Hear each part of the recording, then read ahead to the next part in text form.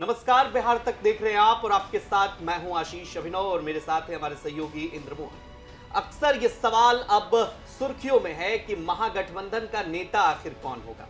Congress party जिस तरह से बिहार में अपनी रणनीति बना रही है, हालांकि इस दौरान तेजस्वी यादव और राहुल गांधी की मुलाकात भी हुई, लेकिन सीएम चेहरे को लेकर जिस तरह से आरजेडी एग्रेसिव थी, कांग्रेस की चुप्पी बहुत कुछ कह रही थी। अब सवाल यह कि आखिर तेजस्वी नहीं तो दूसरा कौन? क्या कांग्रेस पार्टी विकल्प देगी या दूसरी पार्टियां विकल्प देगी? लेकिन कांग्रेस पार्टी ने जिस तरह से तेजस्वी यादव पर इन दिनों रुख अख्तियार किया है, राजनीति जरूर तेज है।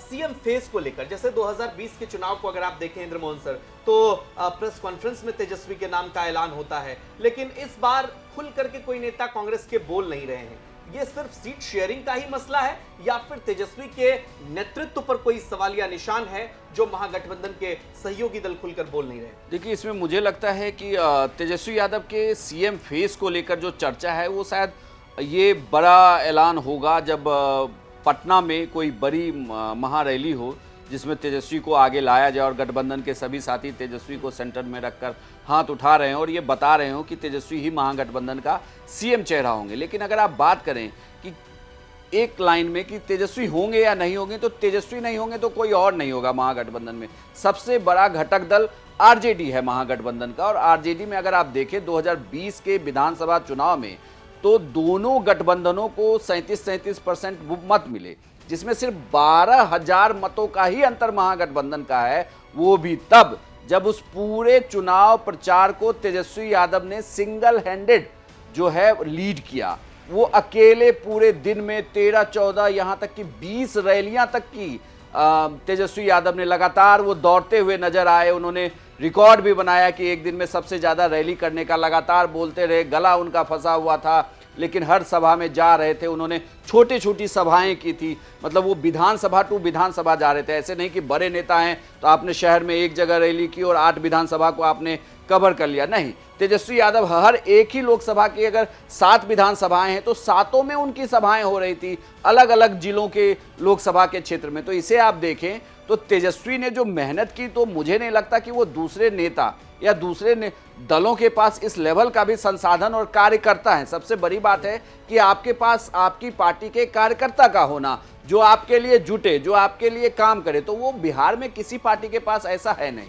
तो तेजस्वी नहीं तो और कौन। हालांकि ये कहा जा रहा है कि जो महागठबंधन की बैठक हुई है, जो कांग्रेस की तरफ से, हमारे सूत्र ये बताते हैं कि जो फॉर्मूला रखा गया है उस फॉर्मूले में ये कहा गया है कि कांग्रेस की तरफ से 2 डिप्टी सीएम होंगे, यानी कि जो एनडीए में फॉर्मूला है वही फॉर्मूला वहां भी काम करेगा। लेकिन यहां भी एक पेच है कि अगर 2 डिप्टी सीएम उसकी तरफ से होंगे तो जिस शख्स ने तेजस्वी यादव का साथ लगातार दिया है, वीआईपी पार्टी के मुकेश सहनी, और जो ये दावा ही कर रहे हैं कि वीआईपी पार्टी से ही उप मुख्यमंत्री होगा जिसके चेहरा वो हैं, तो फिर उनकी भी एक तकरार है।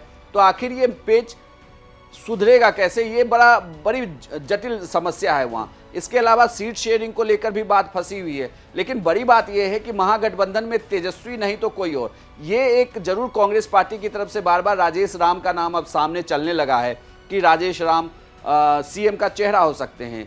दलित, चूंकि वो दलित चेहरा है। आपको ये लगता है कि प्लान बी पर भी कांग्रेस काम कर रही है? मतलब अगर राजेश राम चेहरा होते हैं तो जाहिर सी बात है, पिछली दफा कांग्रेस पार्टी 70 सीटों पर लड़ी थी, स्ट्राइक रेट देख लीजिए 19। तो इस हिसाब से आपको लगता है कि Congress party CM face direct दे देगी? अगर आरजेडी से महागठबंधन में कांग्रेस एग्जिट करती है तब अपना कैंडिडेट देगी या तेजस्वी के रहते देगी? नहीं, देखिए, तेजस्वी ही सीएम का चेहरा होंगे। और मेरा ये मानना है कि इंडिया गठबंधन में अगर इंडिया गठबंधन से निकलने वाली कोई आखिरी पार्टी होगी तो वो आरजेडी होगी। कांग्रेस भी वहां आरजेडी का साथ नहीं छोड़ेगी और आरजेडी भी नहीं चाहेगी कि कांग्रेस का वो साथ छोड़े। अगर साथ छोड़ देगी तो दिल्ली वाला हाल हो जाएगा। वो जो 5-6% का वोट है, और जिस तरीके से एग्रेसिवली कन्हैया कुमार की पदयात्रा हो रही है, राजेश राम एक्टिव हैं, कृष्णा अल्लावरू एक्टिव हैं, राहुल गांधी खुद बिहार आ रहे हैं, मल्लिकार्जुन खड़गे आ रहे हैं, तो ऐसे में ये बात तय है कि जब ये फोर्स काम करेगा तो दलित और जो मुस्लिम वोटों को लेकर ये साधने की कोशिश कर रहे हैं, ये वोट अगर बढ़ता है तो 6% का वोट और हटा दीजिए तो फिर आप एनडीए को एक तरफा जीत दिला देंगे उसमें। तो ये गलती ये बिल्कुल नहीं करेंगे कि दिल्ली वाला कोई गेम हुआ। हाँ, सीट को लेकर बात फंस जरूर सकती है कि सीट शेयरिंग होगी कैसे, क्योंकि तेजस्वी ने पिछली बार खुलकर कहा था कि हमने कांग्रेस को ज़्यादा सीट दे दी इसीलिए मैं सत्ता में नहीं पहुंच पाया। तो इसका मलाल उन्हें जरूर था। इस बार हालांकि कांग्रेस की तरफ से ये कहा गया है कि उन्होंने सीटों को आइडेंटिफाई किया है, वो सीटें चुनी है जहां पर दलित और मुस्लिम फैक्टर काम कर रहा है। उन सीटों को लेकर वो अपनी मांग रखेंगे कि हमें ये सीटें चाहिए जहां से हम जीत सकें। ऐसा नहीं कि पिछली बार की चुनाव की तरह आपको 35 सीटें ऐसी दे दी जाएं जिसमें आप पिछले 5 विधानसभा चुनाव में कभी महागठबंधन का उम्मीदवार ना जीता, तो वहां पर फाइट करनी थोड़ी मुश्किल है। तो ऐसी सीटें जहां पर आपका कार्यकर्ता हो, जहां पर सभी फैक्टर काम करते हों और जहां एक दूसरे का वोट ना कोई काट रहा हो, तो इन फैक्टरों को देखकर कांग्रेस सीट मांगेगी। ये बात तो तय है कि अगुवाई तेजस्वी यादव ही करेंगे, तेजस्वी नहीं तो कोई और नहीं। महागठबंधन, मुझे नहीं लगता कि आरजेडी इस बात पर मानेगी कि बिना तेजस्वी के चेहरे के आप चुनाव लड़ लीजिए और चेहरा बाद में हम तय करेंगे जब रिजल्ट हमारे फेवर में आ जाएंगे। ये तभी संभव है जब आप ये कहिए कि हमारे पास जीतने के चांसेस ना।